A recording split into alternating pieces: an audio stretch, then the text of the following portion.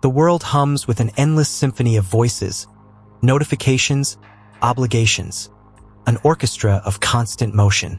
The pace is relentless, a river that pulls everything along in its current. But there comes a moment, subtle yet profound, when something shifts, a whisper in the chaos, a pause between the noise. At first, it feels unnatural, as if the absence of sound were an emptiness to be feared. But this is no void, it is an invitation, a doorway to something deeper, something forgotten in the frantic rhythm of existence. For so long, the presence of others has been a given, a comfort, a shield against the unknown depths of solitude. Yet beneath the layers of social expectations and shared moments, there is a quieter truth waiting to be heard, not in the voices of others, but in the stillness of one's own being. Most resist it. They reach for distractions, seek companionship, fill every space with movement. Because silence, true silence, demands something rare, it demands presence. It asks a simple yet terrifying question.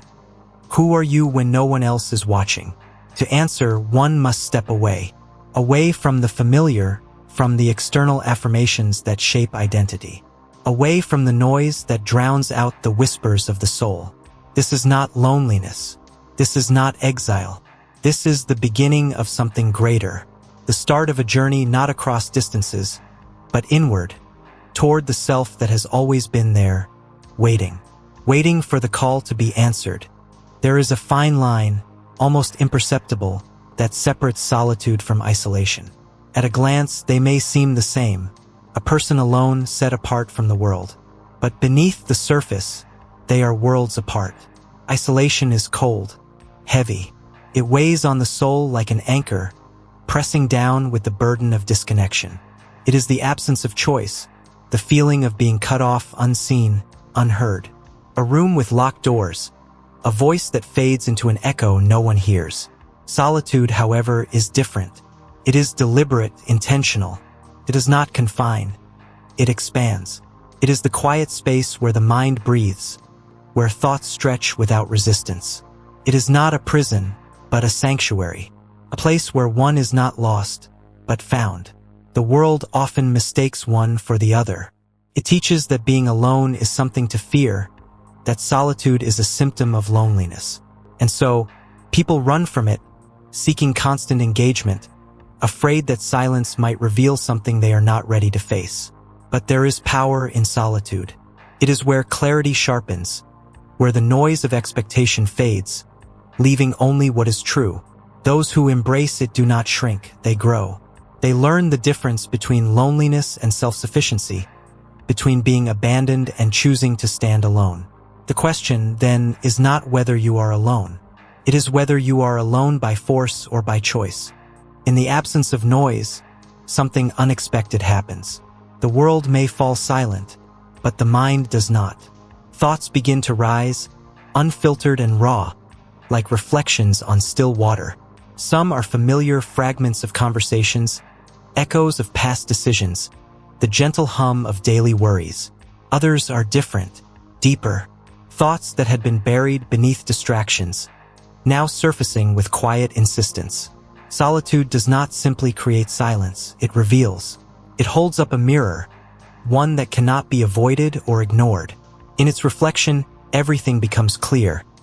The fears left unspoken, the dreams set aside, the truths that were easier to overlook. For some, this moment is unsettling. There is nowhere to hide, no noise to drown out discomfort, no audience to validate or reassure. Just the self, stripped of pretense, face to face with its own reality. But this is not punishment, it is awakening. It is the chance to see, truly see, without the distortions of expectation or judgment. To confront what lingers beneath the surface and ask, is this who I want to be?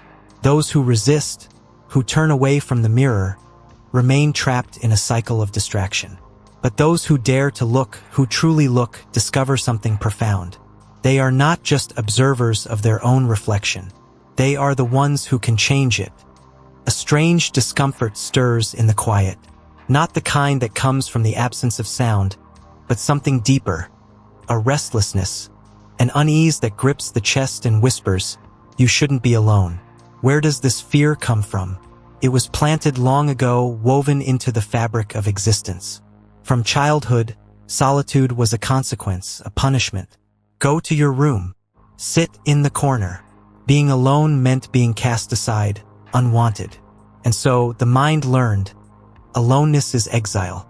Togetherness is safety. This belief lingers, shaping every choice, every instinct.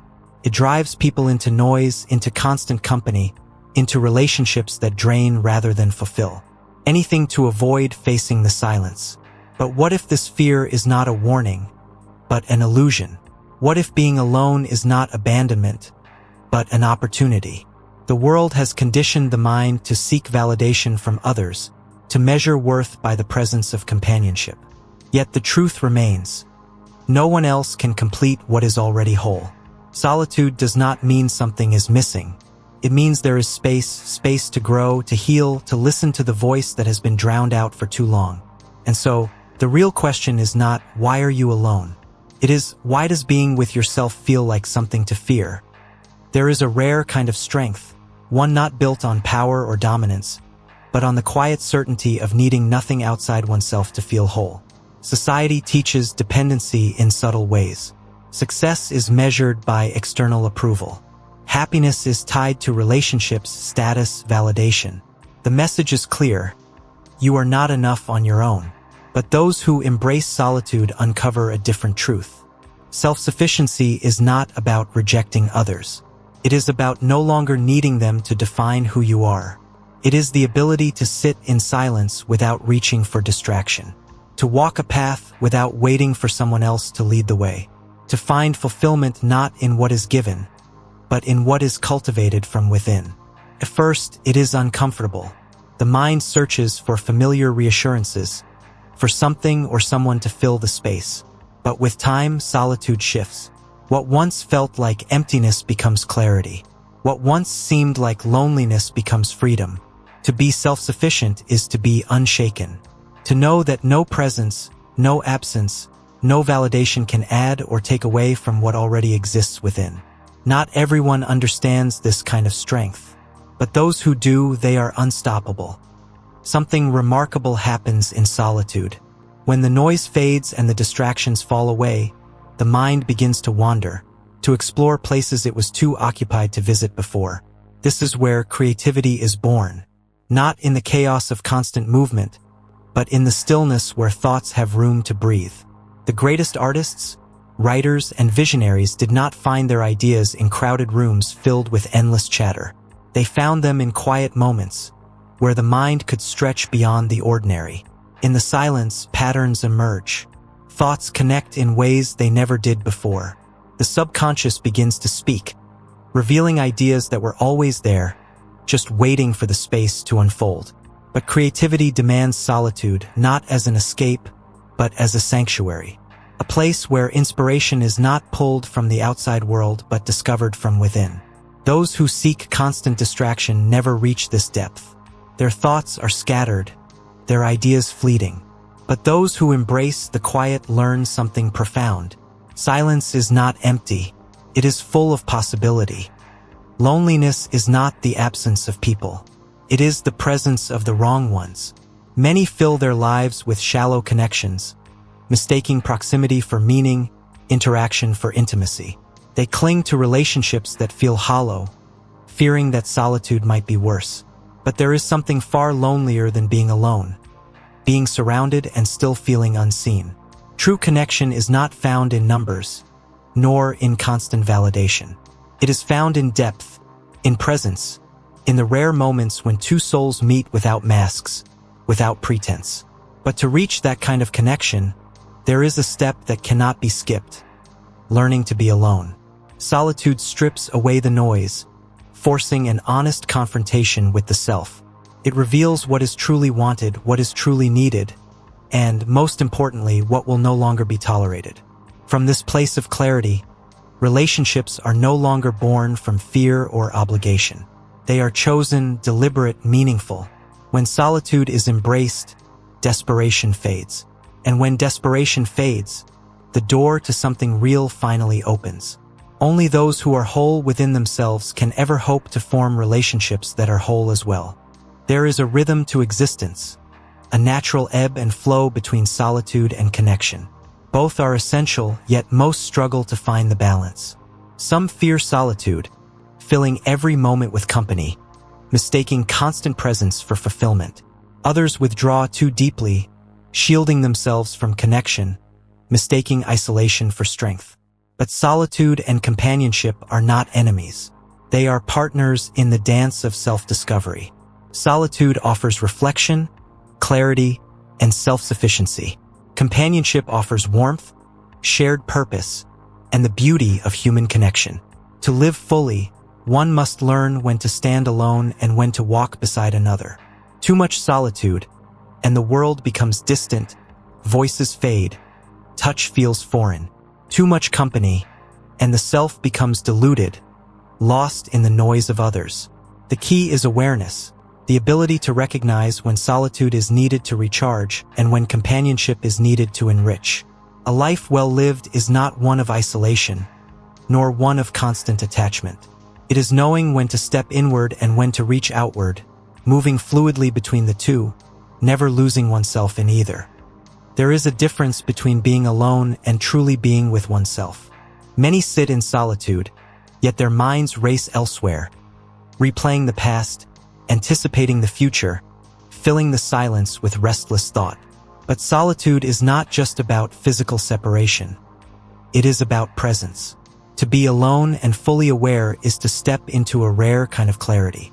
The mind is no longer a battlefield of distractions, but a quiet observer of its own depths. Every breath is noticed. Every thought is acknowledged without judgment.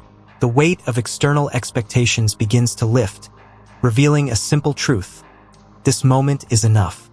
The world teaches people to chase success, chase relationships, chase validation. But in solitude, with presence, there is no chasing. There is only being. And in that being, something shifts. The mind settles, the body relaxes, the heart speaks in ways it never could before. This is where true self-awareness begins. Not in the noise of daily life, but in the stillness where nothing is forced, nothing is masked. In this space, loneliness transforms into peace. Restlessness fades into understanding. Solitude, embraced with mindfulness, does not isolate, it awakens. Once solitude is truly understood, there is no going back. The world may pull, voices may call, distractions may tempt, but something has changed. There is no longer a fear of being alone, no longer a desperate need for validation, no longer a restless search for meaning outside oneself. Because meaning was never out there. It was always here. In the embrace of solitude, something profound is discovered. Wholeness. Not the fragile kind that depends on others, nor the fleeting kind found in achievements. This is a wholeness that cannot be taken away, because it was never given, it was uncovered. Those who walk this path no longer seek to fill their silence with noise. They no longer measure their worth by the presence of others. They move through life with a quiet certainty, knowing that whether surrounded or standing alone, they remain the same. This is not loneliness. This is not exile. This is freedom.